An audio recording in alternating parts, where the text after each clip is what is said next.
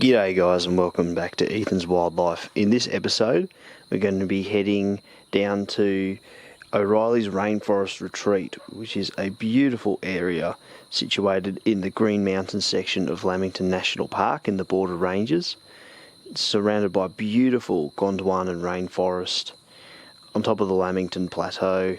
It's very beautiful and I can't wait to go looking for some animals both in the day and at night.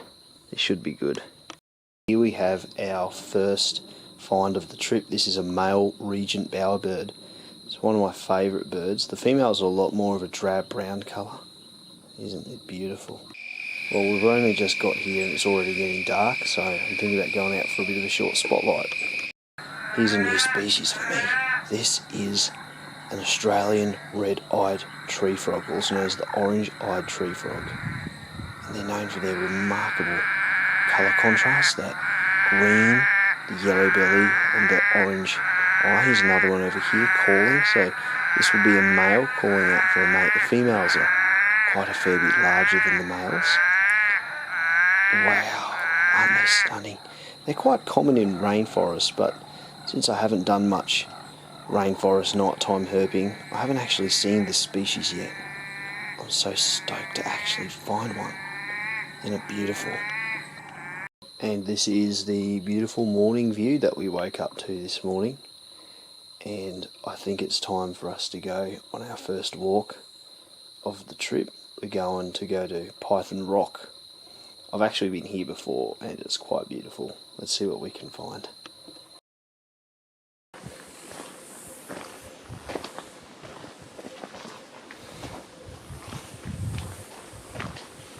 This is an Australian log runner. Quite a common little bird that you find scurrying around the rainforest. It's just flicking through the leaf litter for little insects to eat. And this is the viewing area from Python Rock. It's quite a bit drier than most of Lamington National Park, but you can see one of the many stunning waterfalls that the area is known for.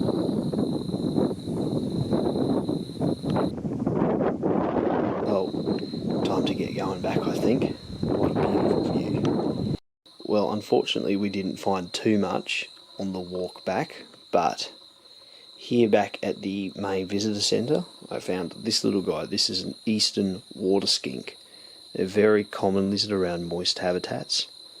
Quite large, and they're omnivorous, but they mostly eat insects. And now here we are just going along the boardwalk on the border track, one of the main walks that you can easily access. This is a land mullet. It's one of the largest skinks in the world. It's actually the largest in Australia. I featured this species quite a bit on Ethan's Wildlife.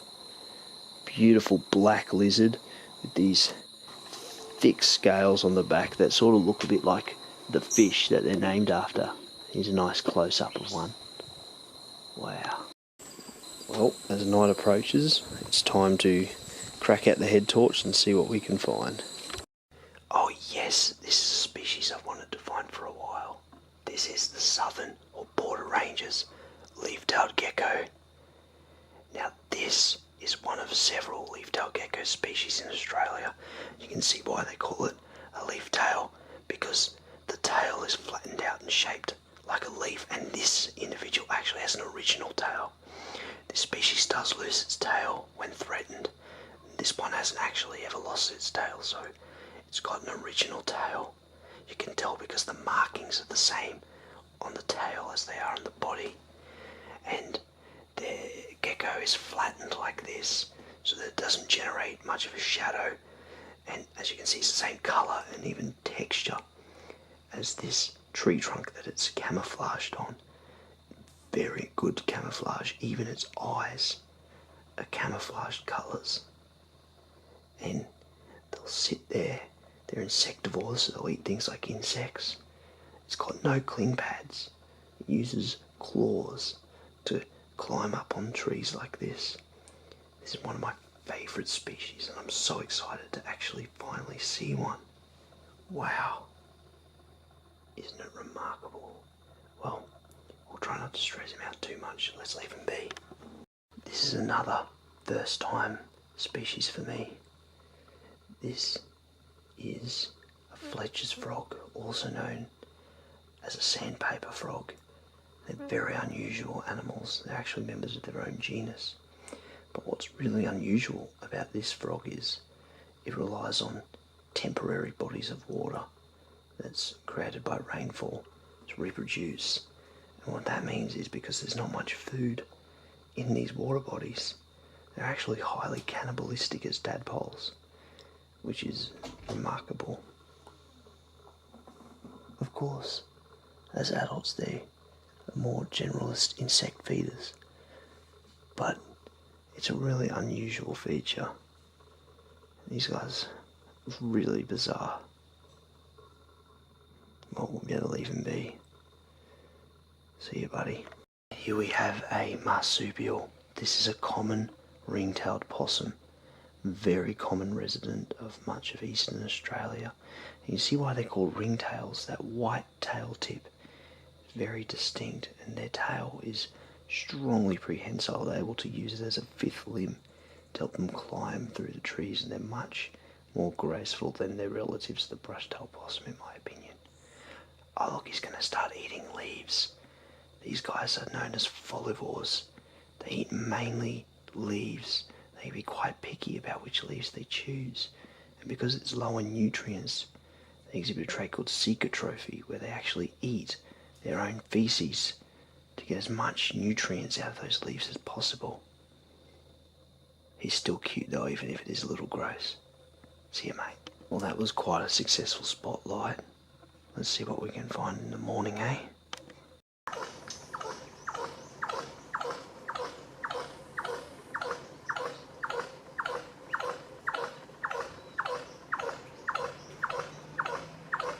These are Albert's lyrebirds.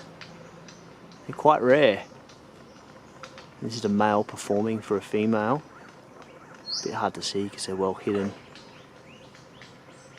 This is a near threatened species, and they're restricted to the rainforests of northern New South Wales and southeast Queensland.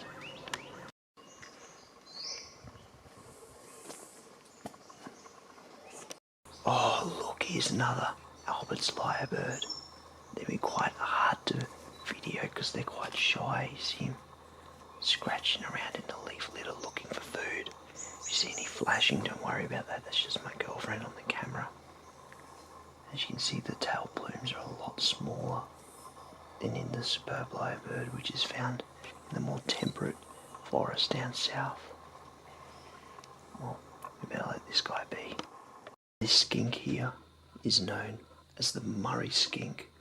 They're quite a medium-sized skink, also called the blue-speckled forest skink. Very similar in appearance to the border ranges forest skink or the Tryon skink. There's only some slight differences in scalation and pattern. These guys are very common. Well, let's leave him be.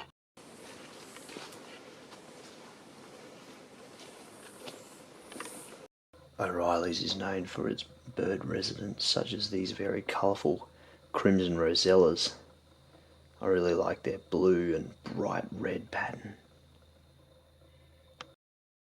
This forest bird is known as a rufous fantail. They're related to the willy wagtails. They use that tail in displays. Aren't they beautiful?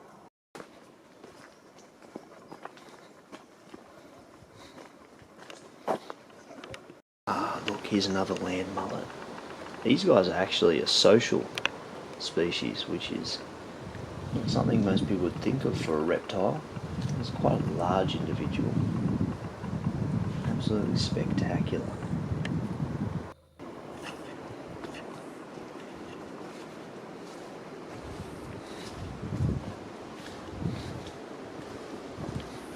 This is probably the most common large parrot in the region. This is a king parrot and it's a male. You can tell that because of his bright red chest and head. The females are mostly green. It's very curious.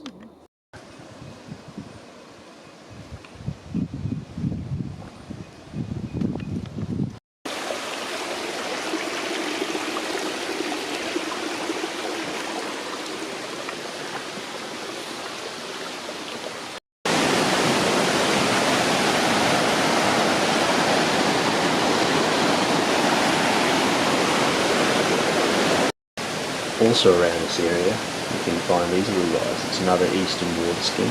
It's quite a small individual. It's just foraging around insects at the moment. And even though the water's quite rapid moving, you can still find life living in it, like this tadpole, although he kind of looks like he's struggling. I'm not sure what species of frog this tadpole is. Oh, here's an interesting find. This is a brown antechinus.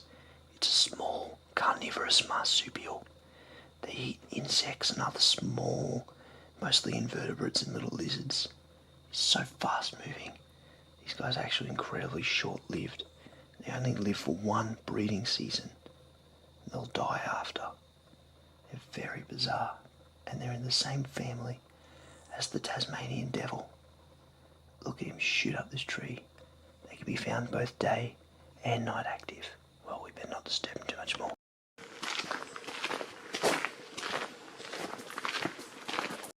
The action in the rainforest doesn't end at night time though.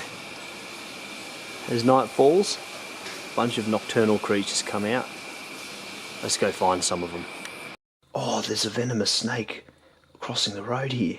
This is a southern dwarf crown snake, one of the smallest snakes in Australia. And although they are venomous, they're only weakly venomous and they're not considered to be dangerous. But still, they're best left alone. These little guys are nocturnal and they feed mostly on small lizards and their eggs.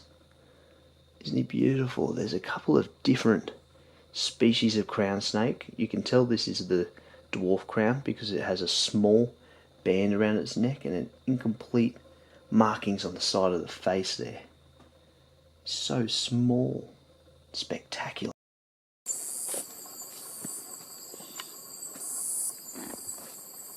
Here's another southern leaf-tailed gecko.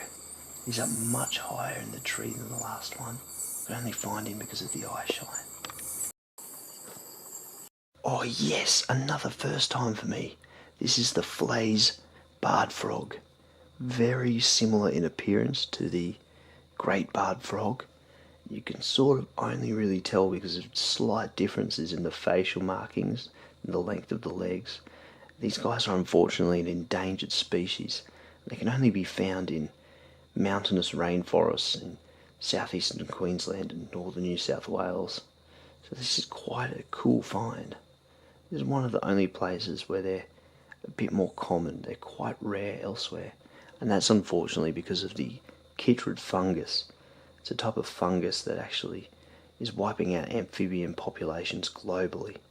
The best way to help amphibians like this guy is to always clean your boots before and after going on bushwalks, just to remove any fungal spores from your shoes. But despite that sad story, he's still a remarkable frog. What a find. And here's another common ringtail possum. I know they're very comfortable in the trees, but they always look a little uncomfortable and scared to me. And this here is a giant panda snail. This is the largest land snail in Australia. What a cool find. Well, I think that might be it for tonight. We head home in the morning, so best get ourselves ready. Whoa, just as we were about to get ready to leave, here's a group of Albert's lyrebirds. I can see 3, but my girlfriend reckons she can actually see 5. And they're all just digging around looking for food. I've never had such a good look at this species. You can see they're also a rich orangey brown. This is also quite different to the superb lyrebird. Wow, aren't they so cool? You can see I think they might be a family group. That's why they're feeding each other even.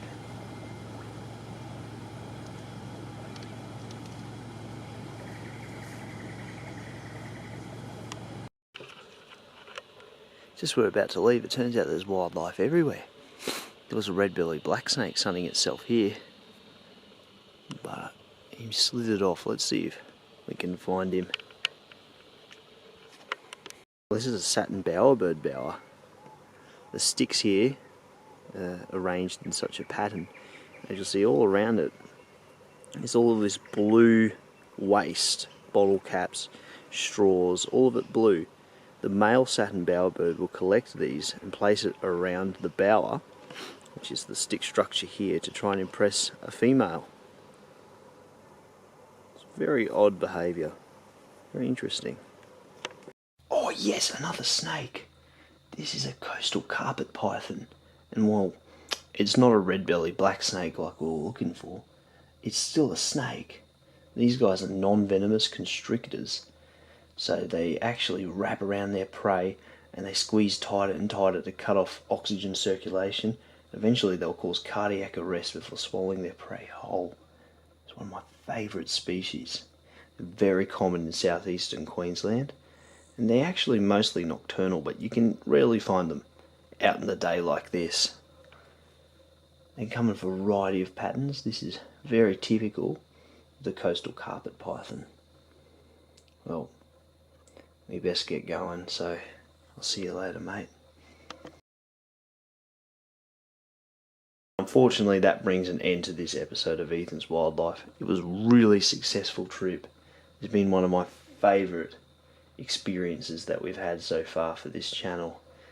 Absolutely amazing. What a successful trip. I'll see you all in the next episode.